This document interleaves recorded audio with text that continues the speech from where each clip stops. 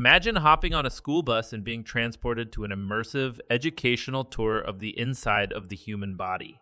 And no, not on a fictional episode of the Magic School Bus. This is the kind of experience that Meta hopes to enable for students digitally through its Quest virtual reality headsets. Later this year, Meta will launch new software for educators that aims to make it easier to use its VR headsets in the classroom. The tools will let teachers manage and program multiple Quest headsets at once, give them access to a range of education-related apps, and provide greater oversight and control of how students are using the devices.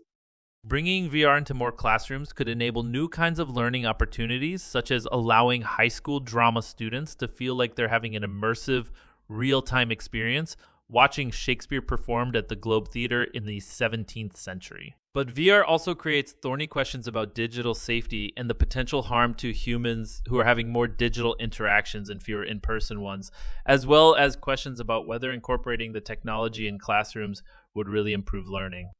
You will be able to teach biology and chemistry without having to have a fully equipped laboratory in the future. You will be able to walk the streets of ancient Rome with students. Meta's president of global affairs, Nick Clegg, who has overseen the Quest for Education initiative, told me in an interview conducted via virtual reality ahead of the announcement. The push to make VR more accessible for teachers and students is part of Meta's long-term, multi-billion-dollar bet on the so-called metaverse. The company believes that in the coming years, humans will use virtual reality headsets to spend increasing amounts of time working, learning, and interacting in a digital version of the world. One selling point, according to Meta, is that VR enables things that would be impossible in the real world because of limitations like time, space, and gravity.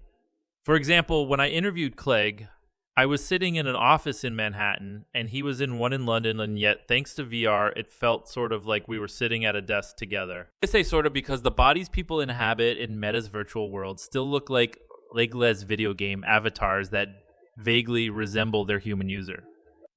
Still, it remains unclear just how useful virtual reality is in helping students learn better. I think that Ether is one area that really would benefit from having some additional research, said Vincent Kwan, an education researcher and co-executive director of the Abdul Latif Jameel Poverty Action Lab. With technology, sure, it can have a lot of promise, but at the same time, it can also be a lot of hype. And I think it's important to rigorously evaluate these types of technologies. Sometimes you don't know if it's just flashy and innovative and cool versus actually impactful.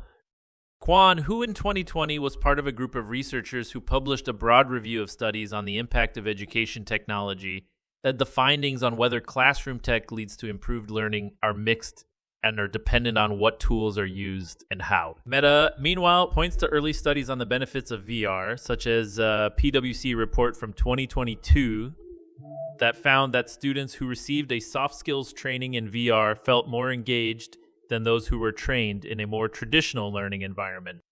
Clegg said the new Quest features are simply a response to requests from teachers who are already using the devices, as well as a growing crop of developers building educational apps for the headsets. New Mexico University is using the headsets to teach criminal justice students to investigate virtual crime scenes, and Morehouse College has developed a digital twin campus to teach students a range of subjects through VR, both through a partner program with Meta to test educational applications of the technology. They want this technology to be available to them out of the box.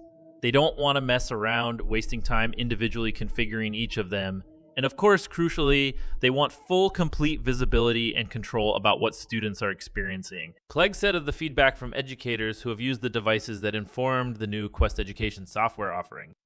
For students aged 13 to 17, Clegg added that the new software includes special protections, such as blocking access to the MetaQuest App Store, so they can use only applications that are pre-programmed by teachers on the devices. Questions about VR in the classroom? The cost to incorporate VR headsets in the classroom could be a hurdle to adoption for the many schools already struggling with limited resources. While cheaper than some other headsets on the market, Meta's Quest 3 devices still start at $499 each. Sometimes with these new ed tech tools, they seem really promising. They seem, in theory, like they should level the playing field, Kwan said. However, the kids who would most benefit from additional instruction, they don't have the resources of the infrastructure to utilize the technology, or they don't really know about the technology. so they don't end up utilizing it, and then it actually makes the inequality gap widen. Clegg acknowledged that cost is always, candidly, an issue when you have new technology being introduced into education. It costs something. So any cost, of course, is more burdensome for those who have fewer means, he said. However, he added that experiences like being able to virtually take students to a museum, rather than having to spend the expense of actually transporting them to your nearest museum, I think it could make many really valuable education experiences much cheaper in the long term. I also asked Clegg about concerns that having a classroom full of students wearing headsets and interacting in a digital world rather than talking face-to-face or conducting a virtual biology lab instead of engaging with the physical world could to some people feel a bit dystopian. He disagrees. I think in years to come, we will look back and think it was somewhat dystopian that we instructed rows of children to sit in silence behind desks, staring at pages in a book. And I think we will actually think, wow, that earlier generation, they were basically consigned to this really joyless way of learning, like said.